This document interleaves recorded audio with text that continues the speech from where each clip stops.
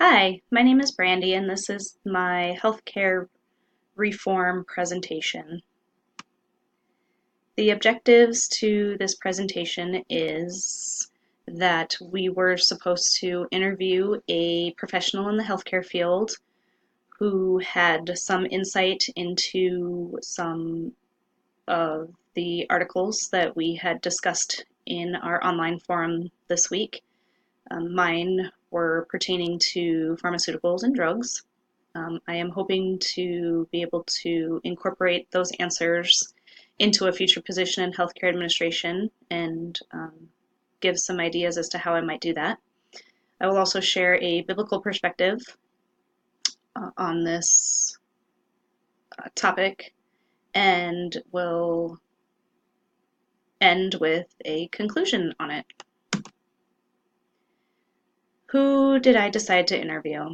I interviewed my boss, Mel White. She is a pharmacist and the director of pharmacy at the hospital where I work. I chose to use her for this assignment because I could not get my human resources contacts to confirm or be able to commit to being able to give me some time. What did I ask her? I had questions on the drug prices and the opioid epidemic that is going on in the United States at the moment. Drug prices was my first topic. On average, Medicare currently pays 180% of what other wealthy countries pay for the most costly physician-administered drugs. President Trump is proposing a new Medicare model, the International Pricing Index model, that would fulfill his promise to lower drug costs while helping drug manufacturers to still be able to recoup their costs for researching and developing. The model would be phased in over 5 years, with overall savings for American taxpayers and patients projected to total $17.2 billion, with out-of-pocket savings potentially totaling $3.4 billion. This model delivers on the president's promise to lower drug prices without any restrictions on patient access. The couple different models and reforms that are out there, their main purpose and their goal is to create more of a competitive market for those drug manufacturers, but also to bring in some other insurance companies who are willing to work with the drug companies to offer incentives and discounts that they would hopefully be able to negotiate and be able to get a lower price for the patient in the long run. The question I asked to Mel was, how do you explain to a patient why their bill for drugs is so expensive? We get this a lot. We run an infusion clinic at as an outpatient clinic, and the drugs for that clinic are extremely pricey. I just don't think patients quite realize the cost that it costs us to buy those meds. So we get patients calling to clarify and to understand why their prices change from visit to visit or from drug to drug. There is one in particular that we can get for about $150 when we can get it generic.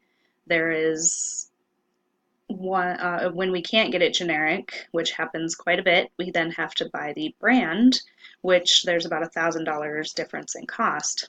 Unfortunately, that difference in cost gets passed on to the patient, so we can hopefully recoup from the insurance and from their copays and everything enough money to cover the costs for the medication. Mel's response to this was, you need to be understanding and patient and explain that the drugs we supply do not come cheap. There are some that we do get at a lower cost, but again, it's mostly those big pricey meds that we have to be able to recoup our cost for the med at least to be able to cover that service, but to also be able to still provide that service. The second topic I picked was the opioid epidemic.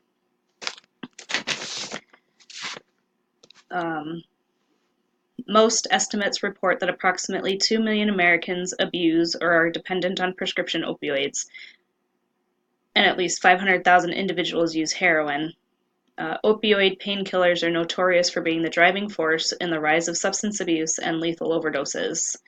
In fact, 4 out of 5 new heroin users started out misusing prescription painkillers, often prescribed by a physician for acute pain or injury. The question I asked was, how do you think the opioid crisis is going to influence the recommendations that you give to doctors seeking your advice on what pain meds to give to a certain patient? Her response was that there are always alternative drugs to give. There's always alternative treatments. You got chiropractors, you have acupuncture. There's so many different options. There are also now programs out there that are looking to give different options to doctors to treat different circumstances with meds that are not narcotics or those that could lead to addiction. One such program is the ALTO program. The aim of this program is to limit the use of opioids, but to also give doctors a guideline of what they should give. If a patient comes into the ED with a migraine, you would start with a certain med, and then if that didn't work, go to another one that is not a narcotic or is not one that has such a high potential for being addicted to it. How do I plan on incorporating some of this into an administration position? What I learned from Mel was that you always need to keep an open mind. There are always other ways of thinking and other ways of explaining. I know sometimes patients coming in are not that easy to please. They know what they want. They know what to say to get what they want. I think with these new programs and guidelines that doctors will be a little bit more aware and will be able to know what other options they can give out there, what other combinations have been proven to use with those pain meds that will help them. I know that I will need to be flexible in coming up with any new ideas or anything that could be something good, but know that one thing that works for somebody will not always work for the next person coming along. Need to be willing to learn.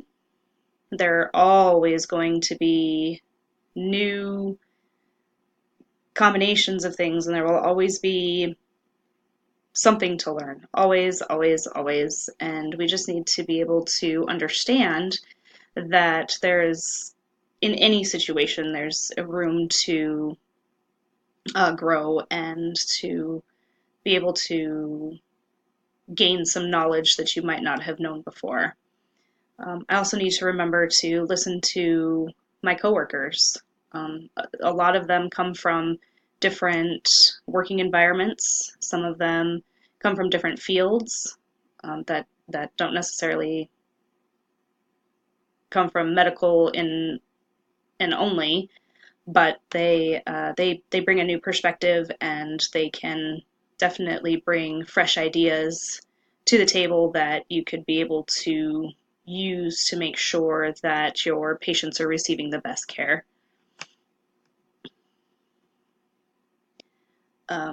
My biblical perspective on this topic and this issue, it brings to mind my favorite verse.